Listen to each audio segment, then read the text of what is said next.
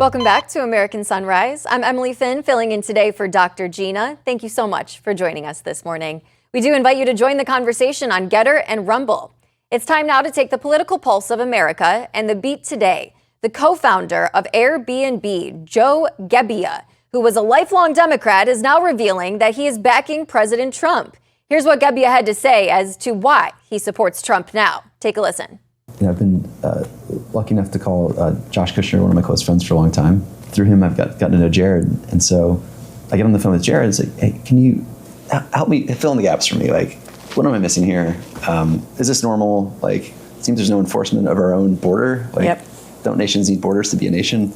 Kind of. Yeah. And so he put me on this, I'd say, this curriculum of just talking to experts in the field. And I remember like just being like, holy cow, this is crazy. Like, this is not right. This is a real problem. And there's no reason why we shouldn't be enforcing the laws of our country and our border. And so I think as I started to pull on that thread, I sort of, began to look at other topics and eventually came to the point where I don't think I can support a political party that wants to have an open border, that lets in, criminals and dangerous people into our country. That's not something I can get behind. Sounds like he is certainly waking up to the truth, and we want to know what you, our viewers, think. Get in the chat and Getter, Rumble, and YouTube. Let your voice be heard. We do want to turn our attention now to sports. College football is back, and many prominent players are getting paid millions of dollars for their name, image, and likeness deals. Journalist and TV personality Britt McHenry slammed these deals and said they are bad for college football. McHenry wrote in The Spectator that it is now the Wild West of college sports. It has also impacted college basketball in a similar way. So what is the right answer here? For discussion, let's bring in the woman herself, Britt McHenry. Britt, thank you so much for joining American Sunrise. We appreciate you being here. Can you expand on this a little bit further for us? Well, first of all, thank you for having me. It's a pleasure to join the show.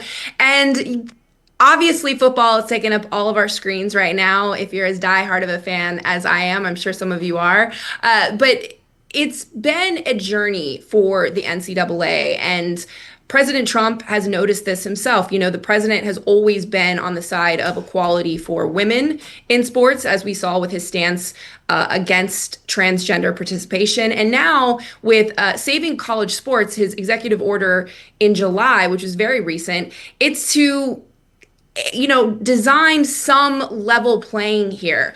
I have always been on the side, as I've covered sports of all kinds at ESPN and in local markets, that any student athlete should get the ability to claim a bit of a capitalistic right to their name and likeness. The problem is when the NIL was created in 2021, fresh out of COVID, so what a time, right?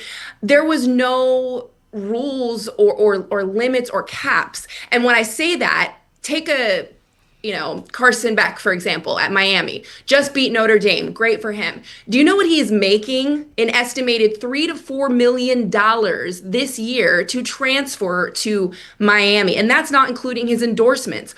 Arch Manning, he may have all the ex-haters on his back right now in sports pundits with his performance this past weekend for Texas, but he's making $6 million. $6 million, and that's not including the full realm and possibilities of endorsement. So when you hear those numbers, and we're all working 9 to 5s and thinking, man, I wish I could throw a football or, have a layup, a slam dunk on the basketball court, you have to also consider, what is this doing to the landscape? When the University of Florida won the NCAA tournament, March Madness, their starting 5, I'm not kidding you guys, had 4 transfers. So gone are the days of the beloved bracket busting teams when it comes to basketball as well. A George Mason with a Cinderella run to the Final Four, or other VCU programs that you may not have had on your radar with their coaching staff and players that have been playing together for 4 years. It's become all about the Benjamins, all about the dollars.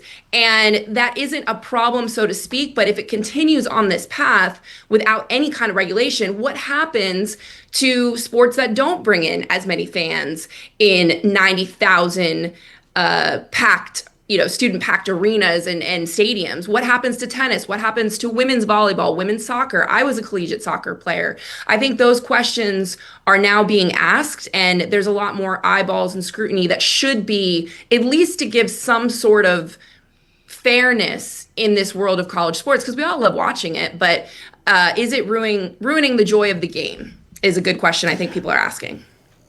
Britt, it's a great question, and the capitalist in me says, you know what, make as much money as you can while you're able to make it, be you a freelancer or not. One of the things, and this literally just came on my radar, it's starting though as early as high school. I was at a cross-country race for my daughter, and I was just happened to kind of talk to a dad, and he was saying that his son in high school had an NIL deal with a shoe company. I won't name names, but he said with the shoe company, and he said the kid got shoes, obviously apparel, but also like $20,000 in high school. He was a great runner, but it's starting that early.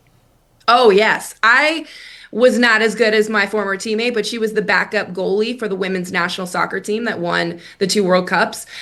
She committed to the University of North Carolina, which at the time was by far the best women's program, when she was 14 years old. Like, I don't even think she was 15 at that point. So she had locked in. But back then, not to age myself that much, or any of you on the panel, you couldn't get these multi-million-dollar deals. There were side deals, of course, but consider Reggie Bush. Right? When he won his Heisman Trophy at USC, it was taken away from him because he had received a car and some other side gifts from donors and school boosters, which theoretically was happening. You know, we would be oblivious to say otherwise. Happening. But it was happening, like, trust it was, me. It was happening.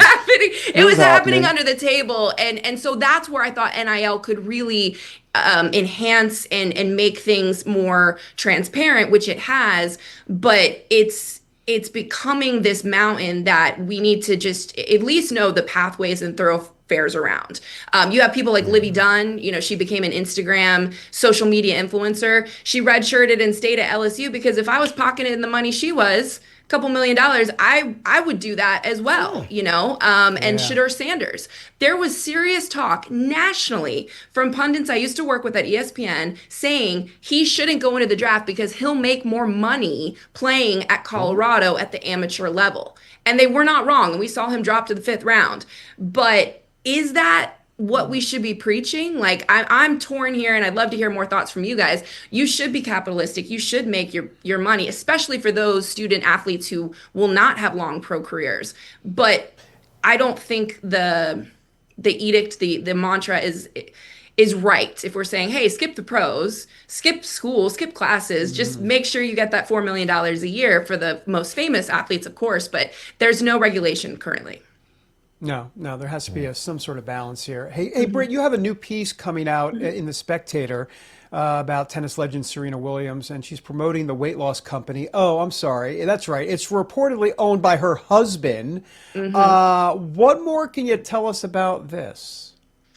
So I was initially giving her some props here and coming out and saying that she was taking or did take a GLP-1 derivative. For those wondering what that is, you can see the video, the commercial. It's an Ozempic-like shot. She lost 31 pounds.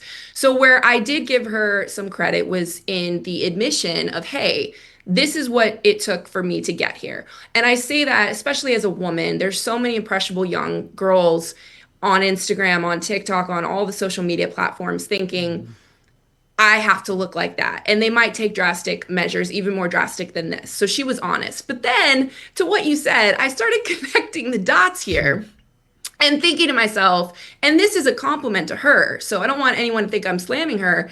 I don't agree with all her political beliefs, but she won 23 Grand Slams. She's the most prolific female tennis player we could argue of all time. Why is she shilling for an Ozempic knockoff brand when this woman has made $350 million in her career?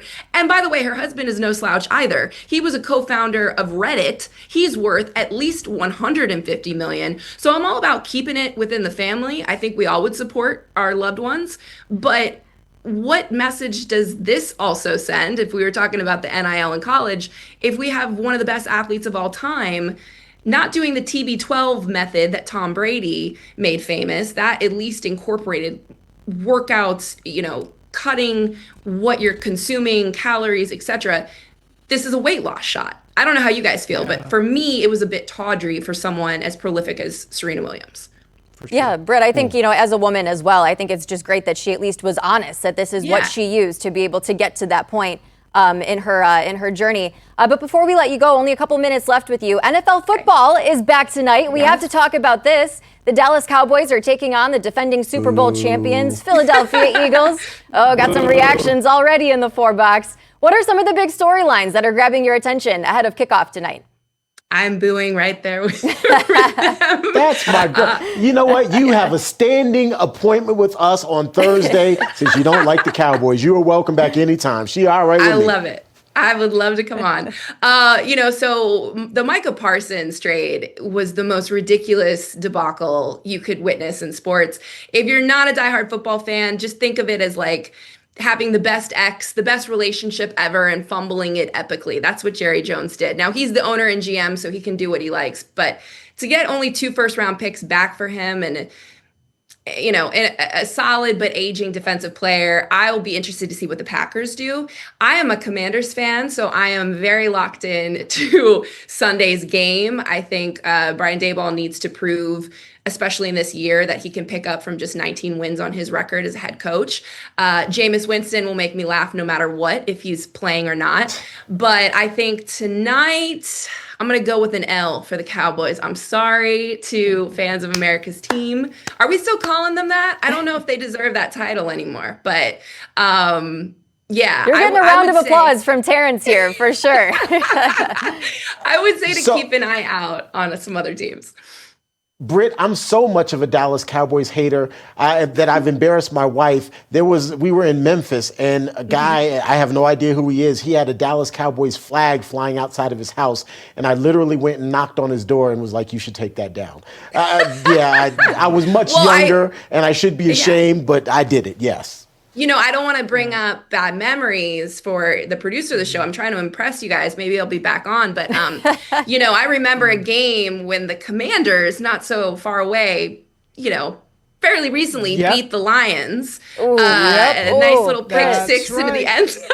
You are breaking our producer. It was nice knowing you. It was good talking to you. Now. Nice knowing you. You'll never be back on the show after that. But you know what? I do like the Lions way. I like that we can now watch a Detroit Lions team that are not perennial losers, that they're very strong. I love Dan Campbell. I do see a comeback for them. You got to give them some credit. I'm done with the 45-7 losses on Thanksgiving Day with the Lions. That's true. Because that's all I do is just watch football and eat. I think all of us do on Thanksgiving. So I like them. I'm a Jet fan, by the way, so my prescription meds are ready for the season. I'm all set. I'm set to go.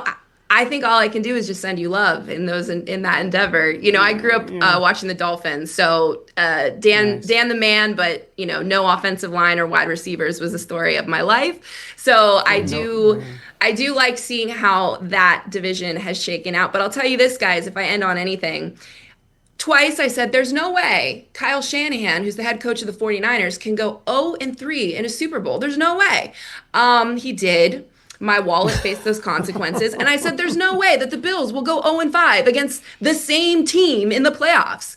And as you know, they did go 0-5, and the Kansas City Chiefs went on to the Super Bowl. So I would say take my insight, maybe not my picks necessarily every week, but I'm invested, and it is a huge weekend for all of us. You've certainly had some fun predictions this morning, Britt McHenry. Thank you so much for joining us to talk sports. Britt. We really enjoyed it. We have more American Sunrise right after the break. Stay with us.